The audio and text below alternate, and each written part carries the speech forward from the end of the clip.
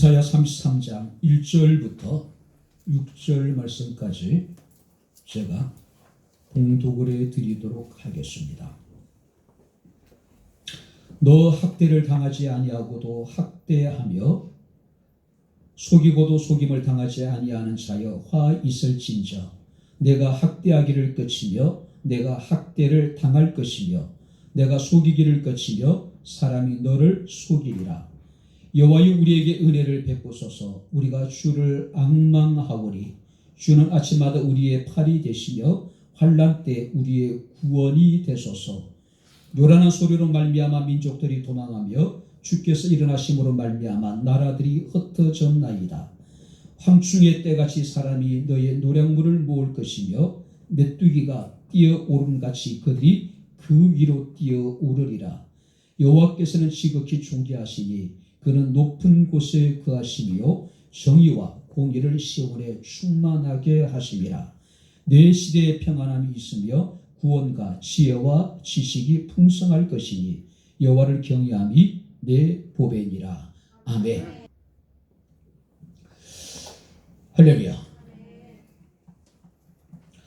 우리가 열왕기하 18장 말씀을 보게 되면은 주전 722년에 북이스라엘을 정복한 아수르가 유다왕 히스기야 14년에 바로 군대를 이끌고 유다를 침공하기 시작을 합니다.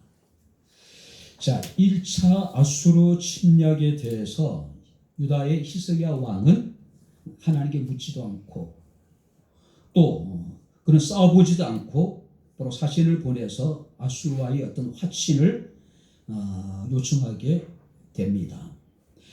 자, 이 화친의 조건으로서 사내립이 요구한 조공을 바치게 되는데 바로 은 300달란트와 금 30달란트. 그러니까 이미 국고가 바닥난 이 유다 입장에서는 도저히 감당할 수 없는 큰 그런 어떤 요구였음을 우리가 보게 됩니다. 결국 히스기야 왕은 그 성전과 왕궁 곳간에 있는 모든 이제 그 무치들을 싹싹 끌어 모아 가지고 바로 이제 아수르에게 조공을 바치게 됩니다. 자, 문제는 그 이유입니다. 자, 막대한 어떤 조공을 받고 떠날 것으로 여겼던 아수르 군대가 갑자기 마음이 바뀐 겁니다. 자, 아수르의 사네립 왕이 그 궁극적으로 원했던 것은 이런 조공이 아닙니다. 예루살렘의 완전한 함락이죠. 그러니까 유다를 정복하는 것이었습니다. 자, 결국 이제 이 학습 효과라는 게 있죠. 1차 침략 때에 많은 조공물을 바쳐서 사내립의 마음을 들이키려 했지만은 그것이 불발로 꺼쳐버린 거예요. 그래서 히스기야 왕은 더 이상 어떤 화친을 통해서는 바로 유다의 평화를 지킬 수 없다는 것을 깨닫게 됩니다. 자, 그래서 다시 이제 아수르의 사내립이 쳐들어왔을 때는 히스기야 왕이 하나님 앞에 무릎을 꿇고 하나님의 구원을 요청하게 됩니다. 그리고 사람을 하나님의 선지자였던 이사야에게 보내서 유다를 위해서 하나님 앞에 기도해 줄 것을 이제 요구하는 모습을 우리가 보게 됩니다. 자, 하나님께서는 이사야를 통해서 히스기야 왕의 기도에 대해서 응답을 하셨습니다. 열왕기하 19장 7절 말씀을 보게 되면은 내가 한 영을 그의 속에 두어 저로 소문을 듣고 그의 본국으로 돌아가게 하고 또 그의 본국에서 저로 칼에 죽게 할 것이다. 자, 풍정드와 같은 국가적인 위기 속에서 히스기야의 선택은 탁월한 선택이었습니다. 일시적으로 조공물을 통해서 사내립의 마음을 돌이킬 수 있었는지 모르겠지만 근본적인 문제 해결은 될 수가 없었다는 것이죠. 특별히 여러분들 우리가 이사야는 오늘 본 말씀을 통해서 하나님께 기도하면서 이미 하나님께서 민족들을 도망하게 하시고 나라들을 흩으실 것이고 뿐만 아니라 궁극적인 이스라엘 승리를 그는 확신을 했습니다. 그래서 5절 말씀을 보게 되면 하나님을 찬양하게 되는 거예요. 아수르의 침략이라고 하는 것은 암울한 상황 속에서 바로 히스기야 왕과 이사야 선지자는 흔들림이 없이 바로 희망의 깃발을 높이 들 수 있었다고 하는 사실이에요. 특히 우리가 2절 말씀을 보게 되면은 여호와여 우리에게 은혜를 베푸소서. 처음부터 국가적인 위기 속에서 하나님께 구했다면, 처음부터 하나님의 은혜를 하나님 앞에 간구했다면 어떻게 됐을까? 자, 그렇지만 분명히 확실한 것은 이제라도 이스라엘과 또 히스기야와 또 이스라엘 백성들이 하나님을 찾게 되었다는 사실이죠. 특별히 그들이 구한 것은 뭡니까? 우리에게 은혜를 베푸소서. 자, 여기서 은혜라고 하는 것은 어떤 의미일까요? 큰 자가 작은 자에게 무릎을 구부리고 허리를 숙여서 눈을 높이를 맞춰주는 것, 이것이 은혜라는 겁니다. 이것이 긍휼이라고 하는 의미예요. 도저히 하나님의 사랑을 받을 만한 자격이 없음에도 불구하고 하나님께서 당신의 무릎을 구부리고 허리를 숙여서 우리의 눈높이에 눈을 맞춰주신 거예요. 그리고 우리를 긍휼히 여기시는 겁니다. 우리를 도와주신 거예요. 바로 이것이 은혜라고 하는 사실입니다.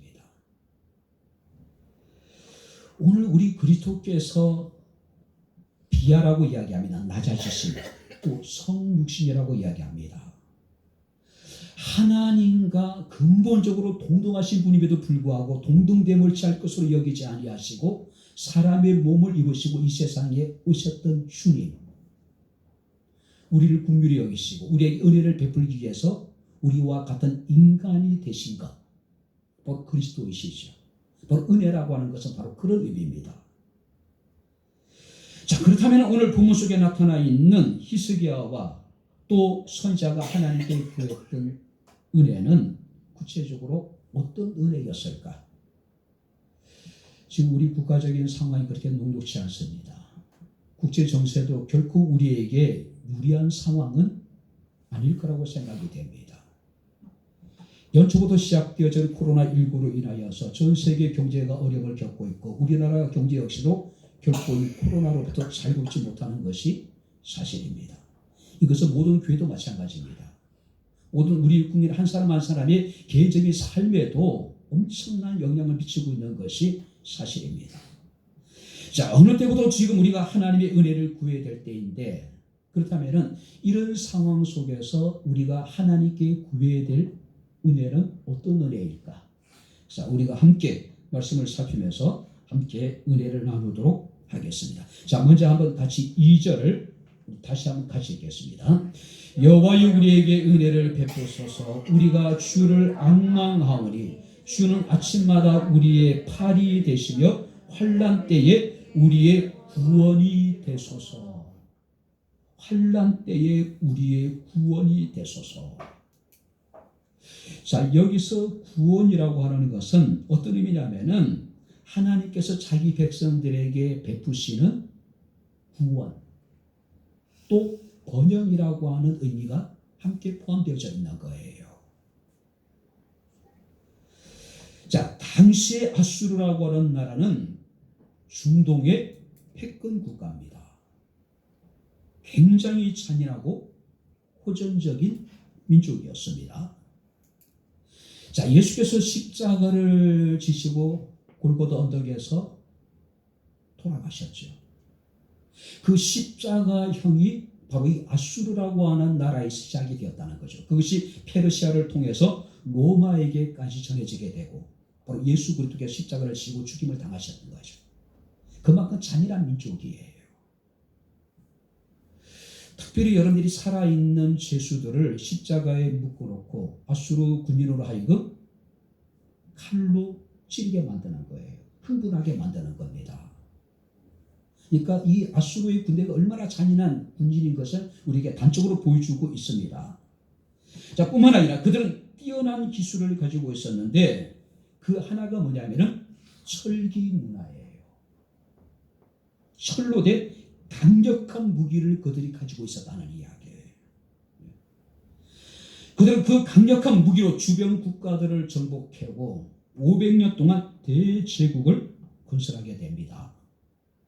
자, 요나가 바로 복음을 전했던 니느웨라고 하는 도시가 있죠. 그 도시가 바로 아수르라고 하는 나라의 수도입니다.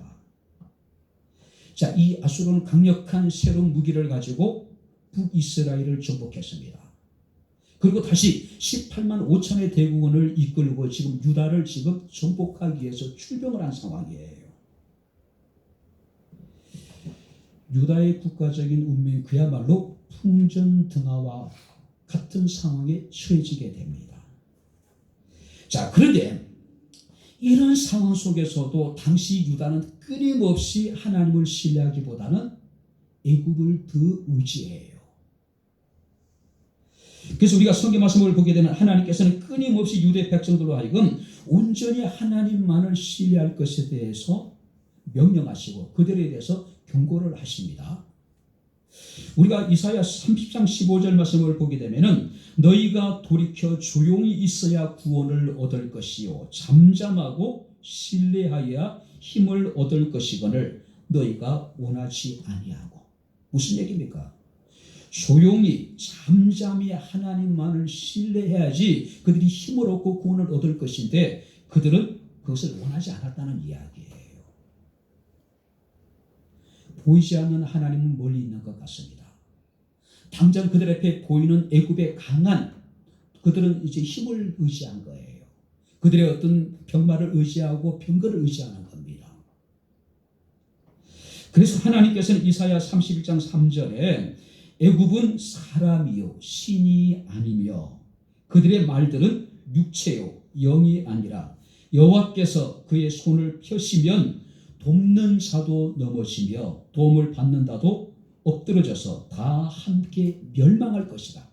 계속해서 하나님께서는 경고하고 있는 거예요. 애굽을 의지하지 말라는 이야기야. 하나님만을 신뢰하라는 이야기예요. 하나님께 손을 펴시면은 너희를 돕는 자도 넘어지게 될 것이고 도움을 받는 너희도 엎드려져서 함께 멸망할 것을 경고하고 있는 겁니다. 뿐만 아니라 이사야 31장 6절 말씀을 보게 되면 이스라엘 자손들아 너희는 심히 거역하던 자에게로 돌아오라. 하나님께 돌아오라는 이야기예요. 그랬던 그들이 이제는 마침내 바로 하나님을 찾기 시작한 겁니다. 하나님께 구하기 시작한 거예요. 오늘 우리의 믿음이라고 하는 것은요. 위기 속에서 그 진가를 발휘하게 됩니다. 그들은 처음에는 애굽을 의지했습니다. 애굽이 자신들의 안전을 지켜줄 것이고 그들에게 평화를 줄 것이라고 여겼어요. 그런데 그들은 실패합니다. 오히려 더 큰 어려움에 직면하게 됩니다. 그때 그들은 하나님을 찾습니다. 하나님께 돌이키게 됩니다. 그래서 그들은 오늘 성경 말씀 보니까 우리에게 은혜를 베푸소서. 주는 아침마다 우리의 팔이 되시며 환난 때에 우리의 구원이 되소서. 한번 따라해 보시기 바랍니다. 우리의 구원이 되소서. 할렐루야. 환난 가운데 우리를 건져 주실 뿐만 아니라 하나님께서 우리를 번영하게 해달라는 이야기예요. 특별히 여러분이 선지자는 주는 아침마다 우리의 팔이 되어달라고 이야기합니다. 무슨 얘기냐면은 하나님의 힘과 하나님의 능력으로 계속적으로 우리를 도와달라는 이야기예요. 팔이 피어나면은 매일매일 하나님이 우리를 도와달라는 이야기예요. 팔이 피어나면은 하나님의 도움 없이는 우리는 단 하루도 살아갈 수 없다라고 하는 고백을 하고 있는 겁니다. 오늘 우리는 어떻습니까? 하나님의 도우심을 구하지 않을 뿐 아니라 우리는 하나님 없이도 얼마든지 자신의 일을 스스로 할 수 있다라고 하는 착각에 사로잡혀 있는 거예요. 스스로 된 줄 압니다. 스스로 난 줄 알아요. 우리는 스스로 모든 것을 할 수 있는 힘이 자신에게 지혜가 있다고 생각하는 거예요. 우리의 믿음이라고 하는 것은 단순히 하나님의 존재를 믿는 것이 믿음이 아닙니다. 우리의 믿음이라고 하는 것은 하나님께서 행하신 일을 믿는 겁니다. 할렐루야. 하나님이 행하고 계신 일을 믿는 겁니다. 할렐루야. 하나님의 행하신 일들을 믿는 거예요. 근데 우리는 어떻습니까? 하나님을 믿지 않습니다. 하나님이 돕지 않아도 충분히 모든 것을 할 수 있다고 생각하는 거예요. 아니, 더 나아가선 마치 하나님이 계시지 않는 것처럼 우리는 지금 살아가고 있는 거예요. 선지자는 지금 하나님께 자신의 기도가 응답된 것을 바라보고 지금 기도하고 있습니다. 요라는 소리로 말미암아 민족들이 도망하며 주께서 일어나심으로 말미암아 나라들이 흩어졌나이다.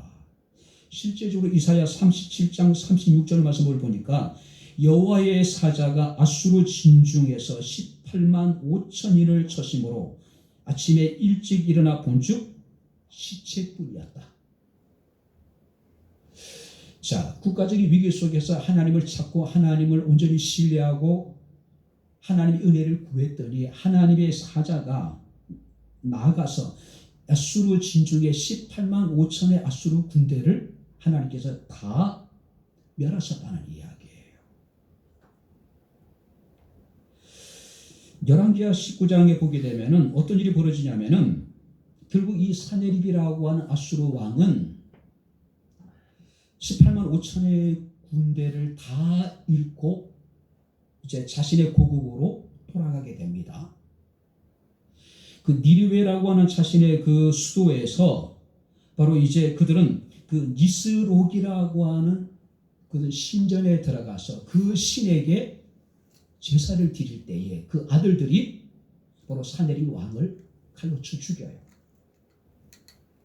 결국 이 하나님께서 약속하신 대로, 하나님께서 말씀하신 대로, 하나님이 선자를 통해서 응답하신 대로 바로 요란한 소리로 말미암아 민족들이 도망하고 주께서 일어나심으로 말미암아 나라들이 흩어지게 되고 바로 유다의 바로 여러분들이 가장 강력한 위협이었던 이 사네립 왕은 자신의 고국 땅에 돌아가가지고 자신 섬기는 우상에게 제사를 드리다가 아들들에 의해 가지고 무참하게 살해를 되는 모습을 우리가 보게 됩니다. 하나님은 우리의 구원의 뿔이 되십니다. 할렐루야. 우리가 무엇보다도 하나님의 은혜를 우리가 구해야 될 때가 아닌가. 무엇보다도 우리가 하나님의 은혜를 우리가 간절히 사모해야 될 때가 아닌가 생각이 됩니다. 어떤 은혜일까요? 하나님께서 아침마다 우리의 팔이 되셔서 환난 때에 우리의 구원이 되소서. 매일매일 하루하루 하나님께서 우리를 삶의 위기에서 건져달라는 이야기, 구원해달라는 이야기. 다윗은 노래합니다. 나의 힘이 되신 여호와여, 내가 주를 사랑하나이다. 여호와는 나의 반석, 나의 요새, 나를 건지시느니 나의 하나님, 나의 피할 바위, 나의 방패, 나의 구원의 뿔, 나의 산성. 다 무엇과 관계 있습니까? 안전과 구원과 관계 되어져 있는 거예요. 코로나가 전 세계 2차 대유행을 할 조짐을 보이고 있습니다. 코로나로 인해서 전 세계 경제가 어려움을 겪고 있습니다. 우리의 현실 역시도 결코 녹록지 않은 것이 사실입니다. 미래에 대한 불확실성에 대한 두려움을 우리는 가지고 있습니다. 인간관계의 위기를 우리는 늘 경험하고 있습니다. 많은 사람들의 가정이 어떤 흔들리고 있습니다. 위기를 만나고 있습니다. 여호와여, 우리에게 은혜를 베푸소서. 이 위기로부터 우리를 건져주소서. 할렐루야. 두 번째 성경 말씀을 보시기 바랍니다. 5절입니다. 같이 읽겠습니다. 여호와께서는 지극히 존귀하시니 그는 높은 곳에 거하심이요 정의와 공의를 시온에 충만하게 하시리로다. 정의와 공의가 하나님 충만하게 하소서. 자, 여기서 공의와 정의라고 하는 것은 하나님과의 언약 관계를 전제로 하고 있는 겁니다. 하나님과 인간, 인간과 인간관계 언약을 지키는 것은 바로 공의입니다. 이것이 정의예요. 근데 모든 언약과 모든 약속은 상호 신뢰가 절대적이죠. 자, 그런 차원에서 보게 되면은 여기서 말하는 공의라고 하는 것은 하나님과 관계 속에서의 똑바름이라고 이야기를 합니다. 무슨 얘기냐면은 이것은 하나님과 관계 속에서의 우리의 바른 자세, 우리의 바른 태도를 의미하고 있는 거예요. 오늘 우리는 하나님 앞에 공의로운 모습으로 예배를 하고 있습니까? 자, 예배 자로서 우리는 하나님 앞에 똑바름으로 하나님을 예배하고 있는가? 바른 자세를 가지고 있는가? 바른 태도를 가지고 있는가? 한번 살펴볼 필요성이 있는 거죠. 그렇다면 이 공의라고 하는 것은 하나의 원리적인 성격을 가지고 있습니다. 그리고 정의라고 하는 것은 하나님의 계명에 대해서 내가 어떻게 행했는가?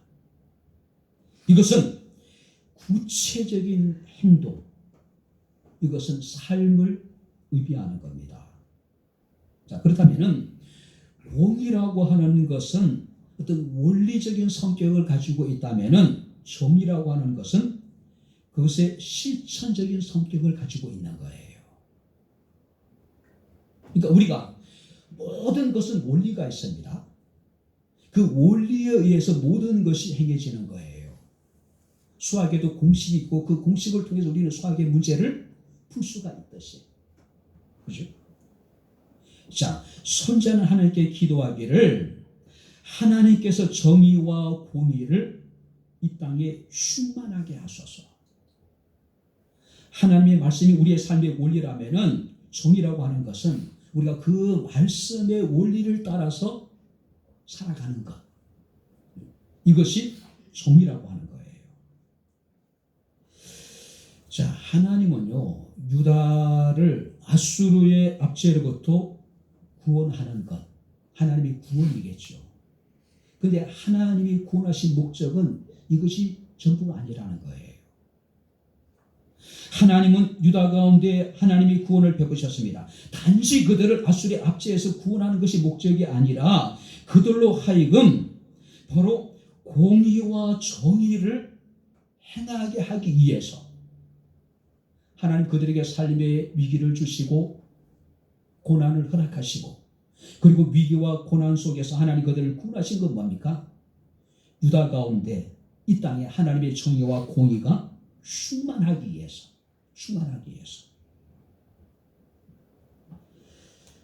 공의라고 하는 것은 우리의 자세입니다. 우리의 태도입니다. 원리적인 성격을 가지고 있습니다. 반면에 정의라고 하는 것은 구체적인 행동, 공의에 입각한 우리의 삶, 그러니까 실천적인 성격을 가지고 있는 거예요. 그래서 야고보는 우리에게 이르기를 행함이 없는 믿음은 뭐라고 얘기하면 죽은 것이라고 이야기하고 있는 거예요. 아무리 우리가 훌륭한 원리를 가지고 있다 하더라도 좋은 우리가 원칙을 가지고 있다 하더라도 그것이 우리의 삶을 통해서 실제적으로 구체화되지 않는다면 그 원리라는 게, 그 원칙이라는 게 무슨 의미가 있겠어요? 모든 사람들에게는 의무와 책임이 존재합니다. 학생은 열심히 공부해야 될 의무가 있습니다. 또 책임이 있죠. 근로자는 열심히 일을 해야 될 의무가 있고 책임이 있는 겁니다. 사업을 하는 사람들은 성실하게 사업을 해야 될 의무와 책임이 있는 겁니다. 정치인들은 바른 정치를 해야 될 의무와 책임이 있는 겁니다. 마찬가지 우리 그리스도인들은요, 우리의 삶을 통해 우리가 작은 예수가 되어져서 예수 그리스도의 향기를 나타내야 될 책임과 의무가 우리에게 분명히 있는 거예요. 유다의 위기는 어디에서 왔습니까? 그들이 하나님 앞에 불의했습니다. 하나님 앞에 정직하지 못했습니다. 그들은 공의와 정의를 그들은 상실해버렸기 때문에 그래요. 그래서 선지자가 하나님께 구한 것이 뭡니까? 하나님 은혜를 구한 겁니다. 어떤 은혜입니까? 바로 하나님의 공의와 정의가 이 땅에 충만하게 하소서.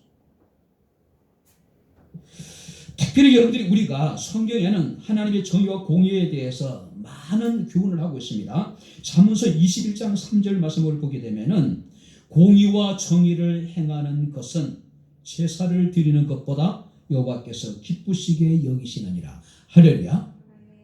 무슨 얘기입니까? 공의롭고 정의롭게 살아가는 것이 예배를 드리는 것보다도 하나님이 더 기뻐하신다는 이야기예요. 우리가 정해진 시간에 의식적인 예배도 중요하지만은 그 중요한 것은 일상적인 삶에서 우리가 하나님의 의가 드러나게 해야 된다는 거예요. 뿐만 아니라 시편 89편 14절 말씀을 보게 되면은 의와 공의가 주의 보좌의 기초라. 한번 따라해 보시기 바랍니다. 의와 공의가 주의 보좌의 기초라. 할렐루야. 주의 보좌에는 공의가 있고 정의가 있대요. 이것이 주의 보좌의 튼튼한 기초라는 이야기예요. 그렇다면 우리는 언젠가는 하나님의 보좌 앞에 서야 될 사람들입니다. 하나님 보좌 앞에 서야 될 우리의 삶이 어때야 될 것일까요? 공의로워야 되고 정의로워야 된다는 거죠. 특별히 교회도 마찬가지입니다. 그 교회가 정의롭고 그 교회가 공의롭기 위해서는 우리 한 사람 한 사람 믿는 사람들의 삶이 공의롭고 정의로워야 된다는 거죠. 문재인 대통령이 대통령 선거 때 그런 얘기를 하셨죠. 기회는 평등할 것이고 과정은 공정할 것이며 결과는 정의로울 것이다. 과연 기회는 지금 평등하고 있는가? 과정은 지금 공정하고 있는가? 결과는 과연 정의로운가? 물론 과거에 비하면 훨씬 우리 사회가 나아진 것이 사실이에요. 과거에 비해서는 기회가 평등하고 과정은 공정하고 결과는 정의롭습니다. 하지만 우리 사회는 아직까지도 평등하지도 공정하지도 정의롭지도 못한 것이 사실입니다. 선지자는 하나님께 은혜를 구합니다. 어떤 은혜입니까? 하나님의 공의와 정의가 충만하기를 기도하고 있는 거예요. 하나님의 선지자 아모스를 통해서 말씀하시기를 오직 정의를 물같이 공의를 마르지 않는 강같이 흐르게 할지어다라고 말씀을 하고 있습니다. 우리 사회에 가장 많이 이야기되는 이야기 가운데 하나가 뭡니까? 선택적 정의라는 거예요. 선택적 공의라고 하는 겁니다. 무전유죄란 이야기를 합니다. 유전무죄란 이야기를 합니다. 그만큼 우리 사회가 공평하지 못하다는 이야기고 공정하지 못하다는 이야기고 정의롭지 못하다는 이야기예요. 우리가 구원을 받는 것도 중요합니다. 우리가 구원을 받고 하나님의 복을 받아 우리가 번영하는 것도 중요합니다. 그러나 하나님께서 우리에게 원하시는 건 뭡니까? 구원받은 성도들의 삶을 통해서 하나님의 공의와 하나님의 정의가 세상에 충만하기를 원하시는 거예요. 여호와여 우리에게 은혜를 베푸소서 정의와 공의를 충만하게 하소서. 할렐루야. 그래서 이것이 우리가 하나님께 구해야 될 은혜라고 하는 거죠. 이 세상이 정말로 공의롭고 이 세상이 정의로운 세상이 되기로 해서 우리가 기도해야 된다는 이야기예요. 진영 논리에 사로잡혀 있습니다. 여야.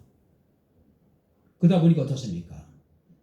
진이 공의라고 하는 것이 정의라고 하는 것이 이제 상대적인 것이 되어버린 거예요.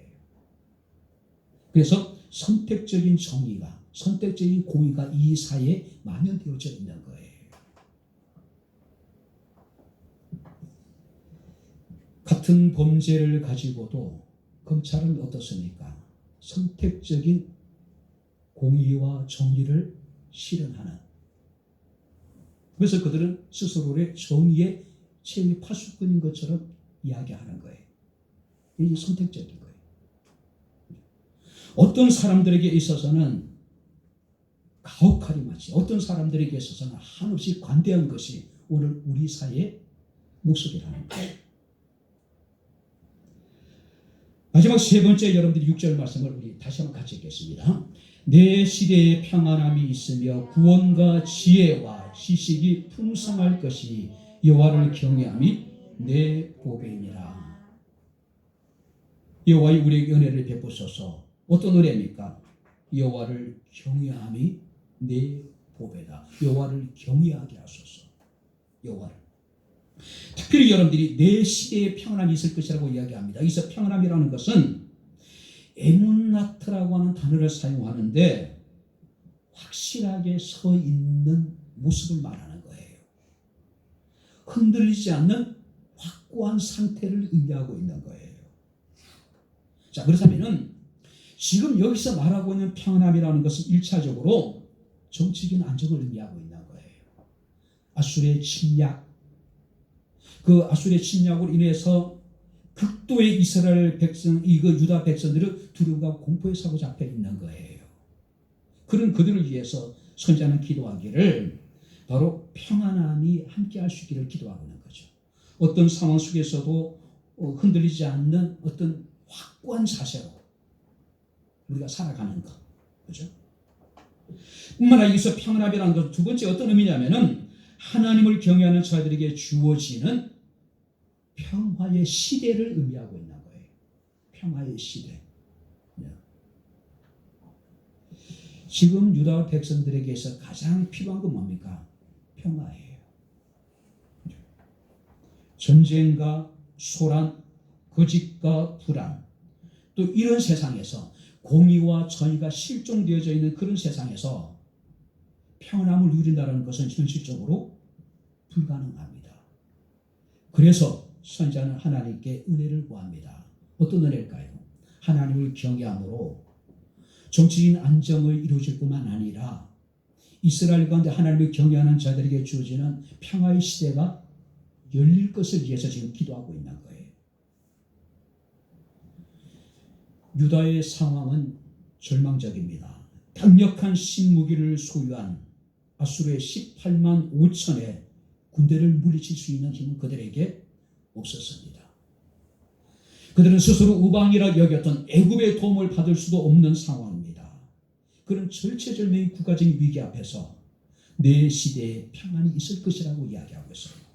내 시대에 평안이 있을 것이다. 아수르를 두려워하여 애굽을 의지했습니다. 그러나 선지자는 그들에게 뭐라고 얘기합니까? 정말로 그들이 의지하고 정말로 그들이 두려워할 대상은 아수르가 아니라 애굽이 아니라 여호와 하나님이라는 거죠. 그래서 뭐라고 말씀합니까? 여호와를 경외함이 내 보배니라. 한번 따라해 보시기 바랍니다. 여호와를 경외함이 내 보배니라. 자, 그렇다면 여러분들이 유다의 평안의 근거는 무엇일까요? 지금 유다가 추구하고 있는 이 평안은 누구에게서 어디서 오는 것일까요? 오늘 6절 말씀 보니까 여호와를 경외함으로 그들은 평안을 누리게 될 것이라는 이야기죠. 내 시대의 평안함이 넘치게 될 것이라고 지금 이야기하고 있는 거예요. 자, 이 6절을 직역을 하면 원문을 직역하면 이렇습니다. 그리고 내 시간들의 안전함, 구원들의 보물이 지혜와 지식에 있다. 여호와를 경외함, 그것이 그의 보물이다. 자, 어리석은 부모는 자식에게 재산을 물려준다고 이야기하죠.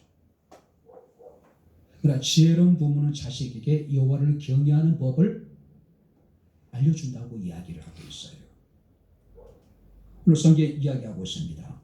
여호와를 경외하는 것이 너희의 보배다. 왜냐하면 그 안에 우리의 안전이 있고 우리의 지혜가 있고 우리의 지식이 있고 그 안에 우리의 보물이 있다. 구원이 있다.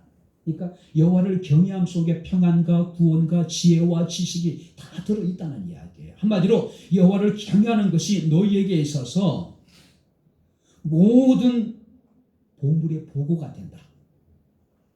모든 것의 보고가 된다. 안전함과 평안함과 구원과 지혜와 지식의 보고가 바로 여호와를 경외함에 있다는 거죠.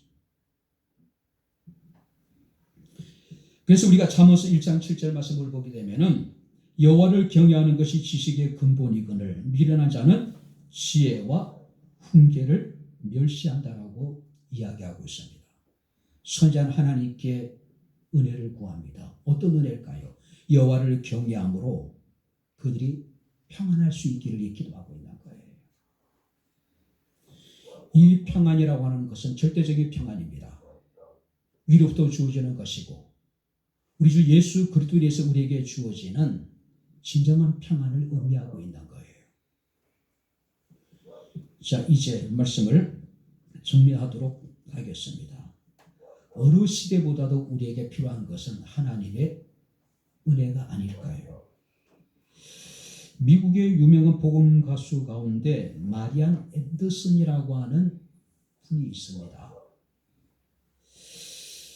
그의 찬송을 통해 수많은 상처받은 사람들이 위로를 받고 그의 찬양을 통해서 많은 불신자들이 회개하고 하나님 앞에 돌아온다 그럽니다. 자, 근데 그에게 이런 이야기가 있습니다. 그 고등학교 다닐 때에 뛰어난 어떤 이제 그 노래 실력, 그래서 주변에 어떤 이제 실력 있는 사람들이 그를 정말 훌륭한 가수로 이렇게 이제 키우기 위해서 이렇게 많은 노력을 한 것 같습니다. 개인적인 어떤 이제 레슨도 받고, 그리고 이제 뉴욕에 있는 어떤 이제 홀에서 독창회를 열었다 그래요. 독창에 대한 평가는 그야말로 혹독했습니다. 혹독한 평가를 받고 난 다음에 그는 시리에 빠지게 됩니다. 좌절하고 절망하게 돼요. 과연 내가 이 노래를 계속 부를 수 있을 것인가? 어린 나이에 그는 깊은 좌절에 빠지게 됩니다. 그때 그 어머니가 그런 얘기했다 그래요. 얘야, 은혜가 위대함보다 먼저 있어야 한다. 한번 따라해 보시면 위대함보다 은혜. 할렐루야. 많은 사람들이 추구하는 건 뭡니까? 위대함이에요. 그러나 정작 우리에게 필요한 건 뭡니까? 은혜예요. 우리가 위대한 삶을 살아가는 것도 중요하지만 더 중요한 건 뭡니까? 은혜의 삶을 살아가는 것이 더 중요하다는 이야기예요. 우리가 하나님 앞에 크고 놀라운 일을 구하는 것보다는 바로 날마다 우리의 삶 가운데 필요한 하나님의 은혜를 구하는 삶이 우리에게 더 중요하지 않을까 생각이 됩니다. 사랑하는 성도 여러분들, 민수기 6장 24절 26절에 여호와는 내게 복을 주시고 너를 지키시기를 원하며 여호와는 그의 얼굴을 내게 비추사 은혜 베푸시기를 원하며. 할렐루야. 하나님은 지금도 우리에게 당신의 은혜를 베푸시기를 원하고 계신다는 이야기예요. 이사야 30장 18절 말씀을 보게 되면은 여호와께서 기다리시나니 이는 너희에게 은혜를 베풀려 하시며.